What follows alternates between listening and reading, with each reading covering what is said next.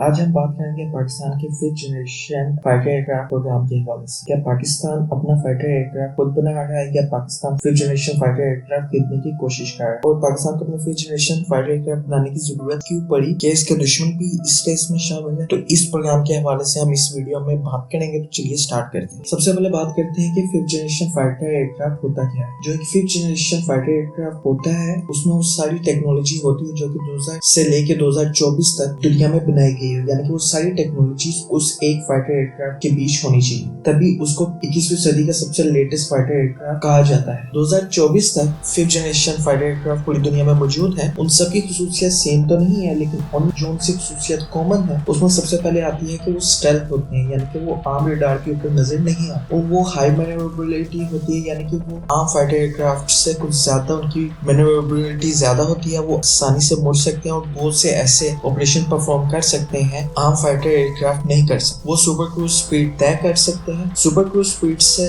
مراد یہ ہے کہ وہ ہوتے سپر سونک ہی ہیں جن کے سپیڈ 1+ مارک سے زیادہ ہوتی ہے، لیکن سپر کروز سے مراد یہ ہے کہ وہ جب سپر سونک سپیڈ پر پرواز کر رہے ہوتے ہیں تو وہ اپنے انجن سے زیادہ ہیٹ پروڈیوس نہیں کرتے، جس کی وجہ سے وہ ریڈار کے نشانے پہ نہیں آتے۔ تو اس لیے جب وہ سپر سونک سپیڈ کے تحت پرواز کر رہے ہوتے ہیں تو ان کی سپیڈ سپر سونک کی رہتی ہے، لیکن وہ اپنے انجن سے زیادہ ہیٹ پروڈیوس نہیں کرتے اور وہ اس سپیڈ کو مینٹین بھی کرتے ہیں۔ تو اسی وجہ سے ان فائٹر ایئرکرافٹ کو سپر کروز فائٹر ایئرکرافٹ کہا جاتا ہے۔ ان کے ایڈوانس ایویونکس ہوتے ہیں جس کو LPR بھی کہتے ہیں، لو پروبیبلٹی آف انٹرسپٹ ریڈار بھی کہتے ہیں، کیونکہ ان کا جو ان سا ڈیزائن ہوتا ہے وہ ریڈار کی نظر میں آنے والا نہیں ہے۔ اس کے علاوہ اس میں ایک اہم خصوصیت نیٹورک ڈیٹا فیوژن بھی ہوتی ہے۔ اس پروسیس کا نام ہوتا ہے کہ ملٹیپل ڈیٹا کو at a same time combine کرتا ہے اور پائلٹ کو مہیا کرتا ہے، اور یہ ساری انفارمیشن ایکوریٹ ہوتی ہے۔ اس فائٹر ایئرکرافٹ کے پاس ملٹی رول کیپیبلٹیز ہوتی ہیں، جیسے کہ بیٹل فیلڈ C3 جس کو کمانڈ کنٹرول اینڈ کمیونیکیشن کہا جاتا ہے، کیونکہ mostly 5th generation fighter aircraft جو ان سے ہوتے ہیں ان کا ڈیزائن سنگل سیٹر ہوتا ہے، کیونکہ 5th جنریشن فائٹر ایئرکرافٹ میں جو ان سے ویپنز ہوتے ہیں وہ اس کے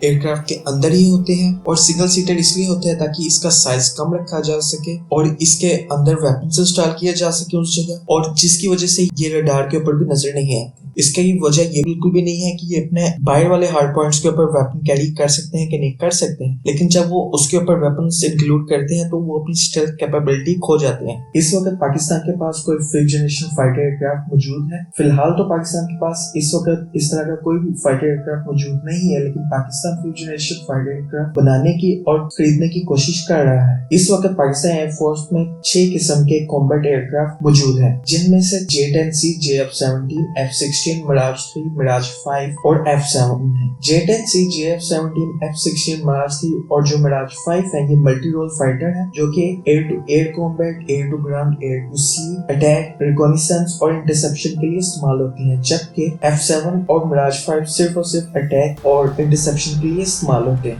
J-10C، JF-17، F-16 اس وقت پاکستان ایئر فورس کے 4.5 جنریشن فائٹر ایئرکرافٹ ہے۔ 4.5 سے مراد ہے کہ یہ fighter aircraft 4 generation fighter aircraft سے زیادہ ٹیکنالوجی حاصل کرتے ہیں، لیکن ان کے پاس 5th جنریشن فائٹر ایئرکرافٹ کی خصوصیات نہیں ہیں۔ Pakistan 5th generation fighter aircraft China سے خریدنے کی کوشش کر رہا ہے، اور حالیہ خبروں کے تحت پاکستان J-31 جس کو FC-31 بھی کہا جاتا ہے وہ چائنا سے خریدنے کی کوشش کر رہا ہے، جو کہ ایک اسٹیلتھ فائٹر ہے اور اس کو چائنا نے ہی ڈیولپ کیا ہے۔ J-31 کے ایک یونٹ کی مالیت تقریباً $70 ملین ہے، جبکہ JF-17 کی ایک یونٹ کی مالیت تقریباً $20 سے $25 ملین ہے، جو کہ 150 کے قریب پاکستان ایئر فورس کی سروس میں ہے، جس کو پاکستان خود ڈیولپ کرتا ہے۔ حالیہ خبروں کے تحت J-31 کی یونٹس کی تعداد تو پتہ نہیں چلی کہ پاکستان کتنے J-31 یونٹس ایکوائر کر رہا ہے، لیکن حال ہی پاکستان نے J-10C جو کہ چائنیز ایئر کرافٹ ہے اس کے 36 یونٹ حاصل کیے، جن میں سے 20 پاکستان ایئر فورس کے حوالے کر دیے گئے ہیں اور آپریشنل ہیں، جبکہ 16 آرڈر میں ہے، اور جب وہ ڈیولپ ہو جائیں گے تو پاکستان ایئر فورس کے حوالے کر دیے جائیں گے۔ پاکستان اپنا 5th جنریشن فائٹر ایئرکرافٹ عزم پروجیکٹ اور TFX پروجیکٹ کے حوالے سے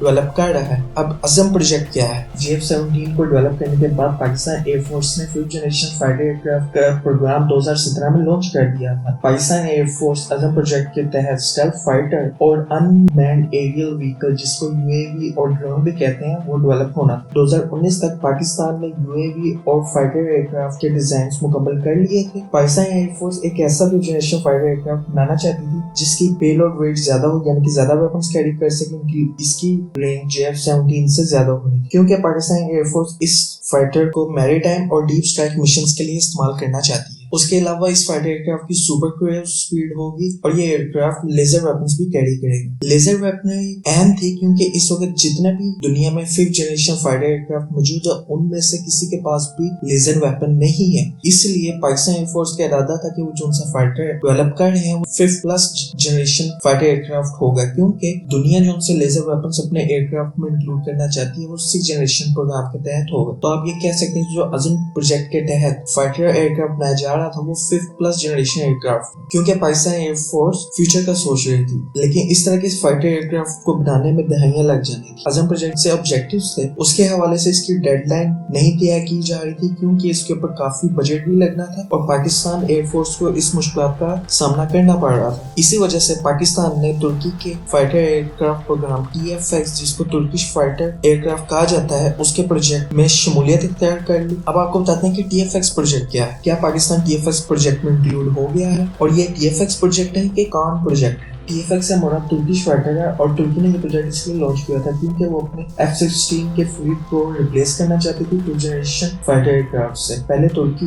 अमेरिका से F-35 5th generation fighter aircraft हासिल करने की कोशिश कर रहा था, लेकिन जब तुर्की ने रशिया से एयर डिफेंस सिस्टम S-400 की डील साइन की तो उसके बाद अमेरिका ने इस डील को करने से मना कर दिया और उसी वक्त तुर्की ने अपना TFX फाइटर प्रोग्राम लॉन्च कर दिया। तुर्की चाहता था कि वो अपना खुद का 5th जनरेशन फाइटर एयरक्राफ्ट बनाए और इसी वाले से पाकिस्तान ने भी अज़म प्रोजेक्ट इसीलिए लॉन्च किया था कि वो अपना 5th जनरेशन फाइटर एयरक्राफ्ट खुद बनाएंगे। तो यहाँ पे काफी सिमिलरिटीज थी, लेकिन ये कोई इजी टास्क नहीं होता 5th जनरेशन फाइटर एयरक्राफ्ट बनाने के लिए, क्योंकि इसमें काफी टेक्नोलॉजी चाहिए होती है और सबसे अहम बात इस प्रोजेक्ट में फंड्स भी बहुत ज्यादा लगते हैं, क्योंकि कोई भी मुल्क अगर 5th जनरेशन फाइटर एयरक्राफ्ट बनाने की कोशिश करता है और उसको उसके खाली 50 यूनिट्स बनाते हैं तो उस फाइटर एयरक्राफ्ट की एक यूनिट की कॉस्ट तकरीबन $150 मिलियन आएगी। लेकिन अगर उसी यूनिट्स की तादाद 50 से बढ़ाकर 150 या 200 कर दी जाए तो एक यूनिट की कॉस्ट को $150 मिलियन से नीचे लाकर तकरीबन $75 मिलियन तक रह जाती है। इसीलिए तुर्की ने वोट किया कि अगर वो 5th जनरेशन फाइटर एयरक्राफ्ट बना ही रही है तो उसको अपने दूसरे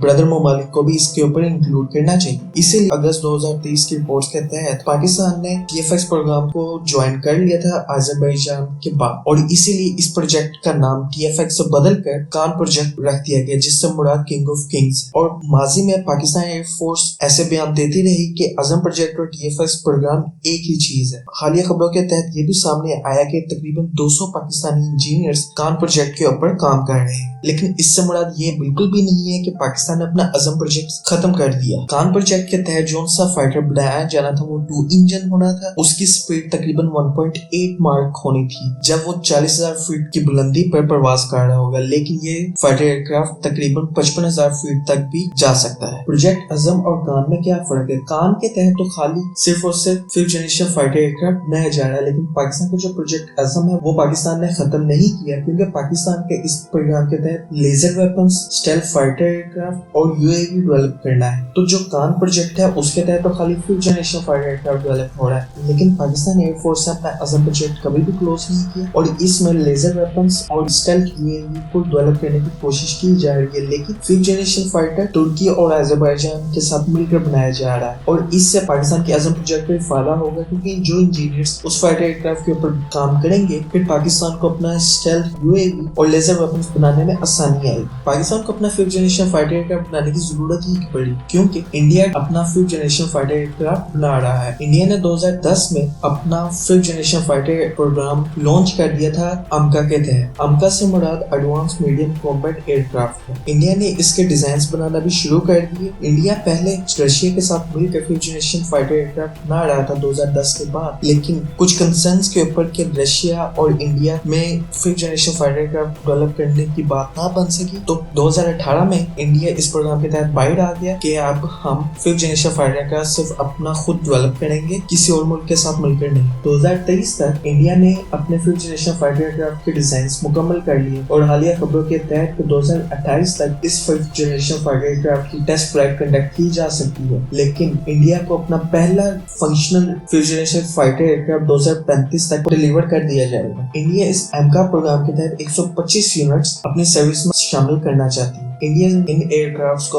अपनी एयरफोर्स के लिए भी इस्तेमाल करना चाहती है और इंडियन नेवी के लिए भी। इंडियन नेवी के लिए ये अपने एयरक्राफ्ट कैरियर से फिफ्थ जनरेशन फाइटर को लॉन्च करना चाहती है ताकि अपने रीजन में बढ़तरी हासिल कर सके और चाइना को काउंटर कर सके। अब ये तो वक्त ही बताएगा कि दोनों मुल्कों में से पहले फिफ्थ जनरेशन फाइटर एयरक्राफ्ट किसको मिलता है और कौन डेवलप करता है, लेकिन ये सारी खबरें आप तक हमने पहुंचा दी और आने वाला वक्त ही बताएगा कि किसका फिफ्थ जनरेशन फाइटर एयरक्राफ्ट ज्यादा मजबूत है। तो आई होप आपको हमारी वीडियो पसंद आई होगी। वीडियो पसंद आए तो वीडियो को लाइक करें और चैनल को सब्सक्राइब करें। शुक्रिया।